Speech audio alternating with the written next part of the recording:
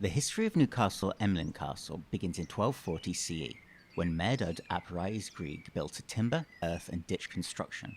It was eventually developed into a coherent stone castle, the first stone castle to be built by a Welshman. By 1287 CE, it came to witness an unsuccessful rebellion against King Edward I by Rhys ap Maredudd, the son of Maredudd ap Rhys Gryg. The barricade lasted 23 days before the Justice of South Wales, Robert Tiptoft, was victorious. The castle was later abandoned during the time of revolt of Madog ap Llewelyn, when Ceredigion rebels raided Pembrokeshire and troubled Aberystwyth. However, David ap Moris and his son David Fychan held the castle until the king arrived. For David Fychan's recognition of loyalty to the king, he was made Bailiff of Emlyn. In 1300 CE, the then Treasurer of South Wales ensured that the castle would be included in the repair and provisioning of castles of West Wales as ordered by the king.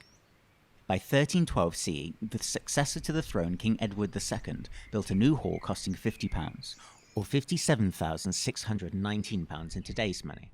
It was probably around this time that the South Tower and Gatehouse were built, the only standing structures you see remaining today. A rebuilding project was undertaken and overseen by Richard de la Birre, the Prince Chamberlain. As a reward, in 1347, he was permitted to live rent-free at the castle by the Black Prince, eldest son of King Edward III. The castle was granted outright to Simon Burley in 1382, ending the castle's 100-year possession in the hands of royalty. In 1403, the last native Welshman to hold the title of Prince of Wales, Llewelyn Glydwr, captured the castle during his unsuccessful War of Independence.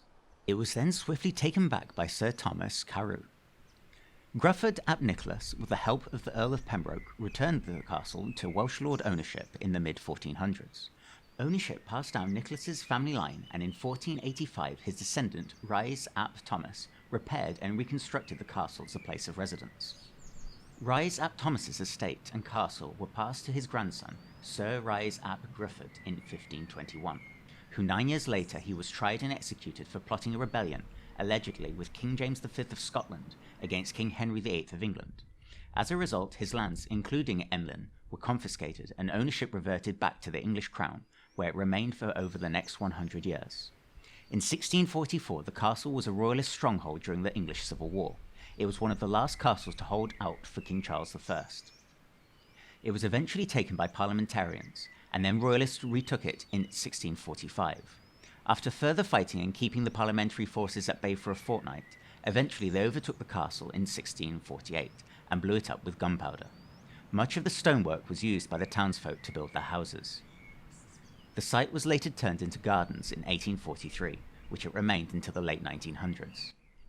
In 1978 to 1982, human remains were discovered during the consolidation of the masonry of the gatehouse and during construction of a car park by Carmarthen District Council.